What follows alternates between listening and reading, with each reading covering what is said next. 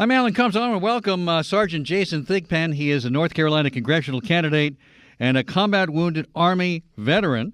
And you're running for office, Sergeant Thigpen. You were originally a Republican for many years, right? Yes, sir. And what made you decide to switch parties and run as a Democrat? Well, Alan, it's something that's troubled me for quite some time now. Fact of the matter is my ideals and principles are just simply more aligned with the Democratic Party than they are the Republican Party. Especially here in North Carolina over the last couple of years, it's really been troublesome, especially over the last number of months, to see such individual rights and social issues that are so important to everyone be just disregarded and pushed aside from the far right of the Republican Was it the Party. government shutdown that drove you to this? Now, to me, I just say I think that's really the straw that broke the camel's back for me, honestly. But to see the further pushed agenda, beyond just the burn it down philosophy of just, let's just shut it down, and that's not what we have representatives. That's not what we elect representatives to serve in Washington on our behalf for, just to shut it all down. You can't act like a child and walk away from the table and stomp your feet just because you don't get your way. That's not what we elect these folks for. You originally were going to challenge Walter Jones, the incumbent, in a Republican primary. Did you possibly see a clearer path as a Democrat? I'm sorry, I'm losing you. I'm losing you, sir. Alan would be giving me far too much credit, a lot more credit than I deserve, actually. So it's not a manipulation to become a Democrat. I mean, Michael Bloomberg became a Republican to become mayor of New York. I mean, he's probably really more of a Democrat, right? Well, it's not that way at all. I'm losing you, sir. I'm losing you. I'm losing your sound here. I'm sorry, Alan. If you look at my platform and where I've stood on issues, I've been that solid rock of a leader that stood out there when nobody else would. Even when I was labeled as a Republican, I stood out there and stood up for people's individual rights. Whether they were gay, straight, rich, poor, whatever their choice was, and women's rights. You're breaking up. I'm sorry. Your sound is breaking up once again. I want people to be able to hear you. Here in the state of North Carolina, these individual rights are so fundamentally important, and the Democratic Party has always stood by these individual rights and very important social issues that are so important. All right, let me, in the Beaufort Observer, Bill Moore wrote a piece talking about how you believe in creating a business-friendly environment. You want lower taxes to stimulate the economy. You're a supporter of the free market. You believe in transparency and accountability in government spending, which are all pretty much Republican positions, right? Well, some of those are Republican positions. And you're a strong Second Amendment supporter, too. I am a strong Second Amendment supporter. I served in the military, and when we're standing there together, especially serving in combat, we're there together regardless of race, religion, color, creed, rich, poor, gay, lesbian, straight. It doesn't matter. Right. We're all there serving the same purpose, and we're there to make sure each other gets home. Some of those principles might sound like they're Republican-based, but the fact of the matter is we're not going to agree on every single issue across the board. But people can look at my platform and look what I stand for and see that I've always stood by what I said I was going to do. What made you decide to go for Jones's? What made you decide to go for Walter Jones's seat? Well, it's where I live.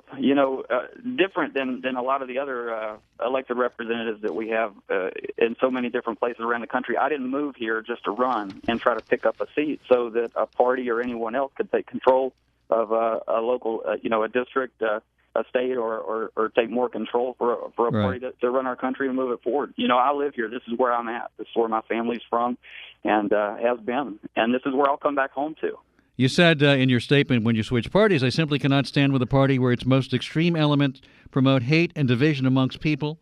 You said nothing about my platform has nor will it change. The government shutdown was simply the straw that broke the camel's back. I guess being an American just isn't good enough anymore. And you said I refuse to be a part of an extremist movement in the GOP that only appears to thrive on fear and hate-mongering of anyone and everyone who doesn't walk their line. Those are pretty harsh words for a party that you were a member of just a little while ago. Well, they were, but what it also shows you is just my genuine feelings and passion and support for how important these fundamental rights are that we, as Americans, every single one of us have. Just being born here in our country, we have the benefit to make choices and decisions for ourselves. We have the fundamental right to vote, and we don't elect politicians to try to turn back the clock back to 100 years ago or 50 years ago and take these rights away. You know, who's going to go home and tell their mom that they don't think that they deserve equal pay in the workplace?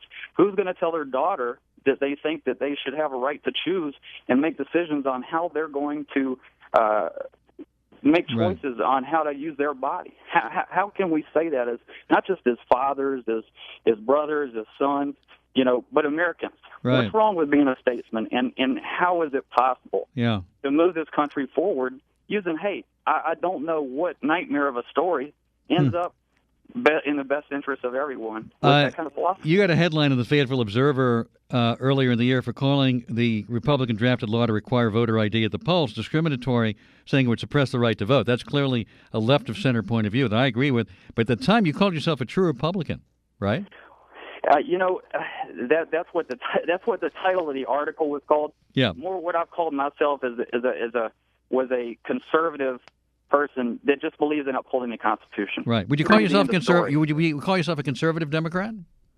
I would say that some of my views are as a conservative Democrat. Absolutely. Right. What is North Carolina? I'm always confused about whether it's a blue state or a red state. Kind of purple these days. You know, it's moving a lot more blue because the great people in North Carolina are just absolutely fed up of watching a supermajority legislature that has gerrymandered the district in their benefit. What they're finding out now is that the people aren't going to tolerate that. You can't tell somebody that they don't have the right to vote and that they're going to have to jump through all these hoops in order to try to get out there and get the vote. Only to come out, and the fact of the matter is that they're just not driven by these motives. You know, so people are going to come out by the droves, and the state's going to quickly turn back to blue. And, you know, we have a two-party system, and that's how it works. So, you know, I don't have anything horrible to say about the Republican Party at all. Not at all. You know, but the extremist far-right portion of the Republican Party is driving it. You know, is just going to derail that train. By the way, you're a veteran who you were wounded. Are your wounds? Were you seriously wounded? Was it recoverable? Obviously, you're here, but permanent wounds, or what happened? Well, I was actually just medically retired from the military. It took quite an amount of time for that to happen, but I was a gun truck commander for a convoy security team while serving over in Iraq, and while out coming back from an emergency mission one evening, I think it was around 9 o'clock in the morning, my gun truck was struck by an IED, and rattled us pretty bad, sustained some injuries, but, you know, I'm here, and that's fortunate good. to be here and blessed to be here. And do you think the Iraq War was a good idea? To continue to serve, you know, and it's really events like that happen in my life. By the way, you have a Purple Heart. You have a Purple Heart. Was the Iraq War a good idea?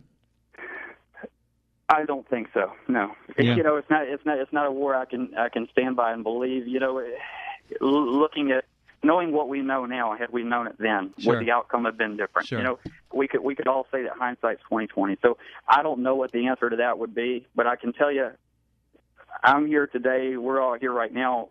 I can tell you that because of those events that I went through, was a part of, I am who I am today. And if I had the opportunity to go back and change it, I would. Because I don't know that I'd be here, you know, really having the opportunity to serve somebody beyond myself. You know, life's just not about that. Well, Sergeant Thigpen, thank you for talking to us. We'll be watching your race and see how it goes. I appreciate your time tonight. I'm honored. Thanks so much. Thanks so much. Thanks very much. Jason Thigpen, he is North Carolina congressional.